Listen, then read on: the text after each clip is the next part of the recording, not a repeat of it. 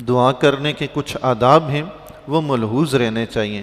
Number 1، حدیث شریف میں آتا ہے کہ دعا شک و شبہ کے ساتھ نہ مانگی جائے، پورے یقین کے ساتھ دعا مانگی جائے۔ جب پورے یقین کے ساتھ دعا مانگی جاتی ہے تو اللہ قبول بھی فرماتا ہے۔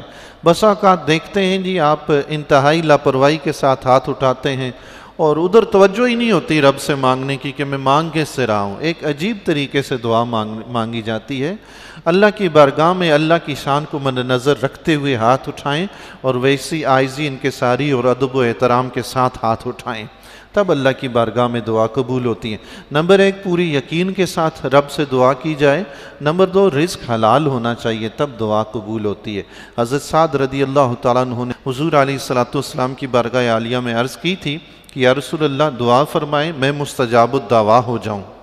حضور علیہ السلام نے فرمایا اے سعد اپنا رزق کھانا پینا حلال کر لو، مستجاب الدعوات ہو جاؤ گے۔ سبحان اللہ، رزق حلال کھائیں جی، دعائیں قبول ہوں گی۔ سبحان اللہ۔ پھر دعا مانگی جائے تو دونوں ہاتھ اٹھا کر مانگی جائے، باوضو ہو کر مانگی جائے، اچھا لباس پہن کر، خوشبو لگا کر، اچھے طریقے سے تیار ہو کر اللہ کی شان کے مطابق اس کی بارگاہ میں حاضری دینی چاہیے۔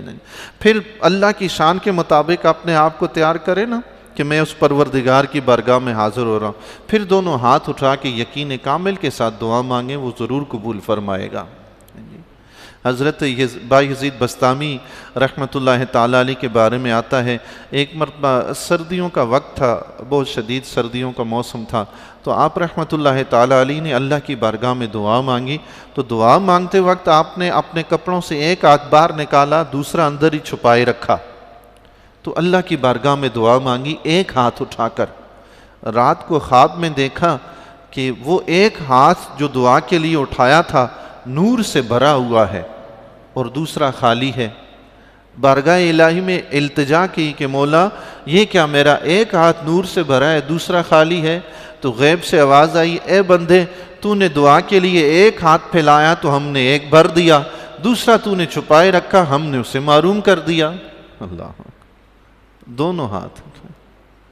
بعض حضرات کو پریشانی ہو جاتی ہے، وہ تو کہتے رہتے ہیں نہیں دعا میں ہاتھ اٹھانا کہیں نبی سے ثابت نہیں ہے، نعوذ باللہ من ذالک۔ ہر بات عبادت کی، عاجزی انکساری کی، جو رب کی بارگاہ میں بندہ عبادت کرتا ہے، ہر اس بات کے لیے قرآن و حدیث سے دلیل ڈھونڈیں گے، مل جائے گی تو پھر اس میں بھی حجت بازی کریں گے، نہیں یہ صحیح نہیں ہے، یہ ایسا ہے، یہ ویسا۔ خدا کے بندو، رب کی بارگاہ میں عبادت کرتے ہوئے دلائل ڈھونڈتے رہتے ہو، لیکن اپنا پیٹ جب اس جہنم سے بھرتے ہو اس وقت کوئی خیال نہیں آتا۔ دنیا کی زندگی گزارتے ہوئے ایسے منہمک ہوتے، نہ قرآن یاد آتا ہے نہ حدیث یاد آتی ہے، نہ نبی کا زمانہ یاد آتا ہے نہ صحابہ کا نہ تابعین کا، کوئی یاد نہیں آتا، اس میں جیسے چاہتے ہیں زندگی بسر کرتے ہیں۔ لیکن جب کہیں دعا کے لیے ہاتھ اٹھائیں، نہیں یہ تو حدیث میں کہیں نہیں لکھا ہوا۔ کئی لوگ ایسی باتیں کرتے ہیں، حالانکہ حضور علیہ السلام سے ثابت ہے ہاتھ اٹھا کے دعا کرنا، پھر کہتے ہیں نہیں وہ تو خاص وقت میں حضور نے اٹھائی ہے۔ کیسے عجیب لوگ ہیں جی یہ، اللہ ان لوگوں کو ہدایت نصیب فرمائے۔ یہ باتیں میں ضمناً اس لیے کر دیتا ہوں چونکہ ہم مسئلہ بات تو بیان کر دیتے ہیں، آپ نے سن لی، کل آپ کو کوئی مل جائے وہ کہے نہیں یہ تو سنت ہی نہیں ہے، تو آپ پریشان ہوگے نا کہ یار یہ کیا، امام صاحب کہہ رہے تھے ہاتھ اٹھا کے دعا کریں، یہ کہہ رہے ہیں سنت ہی نہیں ہے، حدیث میں نہیں ہے، آپ تو پریشان ہوگے نا۔ تو آپ کو بات پہلے سے بتائی ہوگی کہ لوگ اس طرح کی باتیں کرتے ہیں، تو آپ کہیں گے اچھا یہ اسی قبیلے سے ہے، چھوڑو اس سے جان چھڑاؤ۔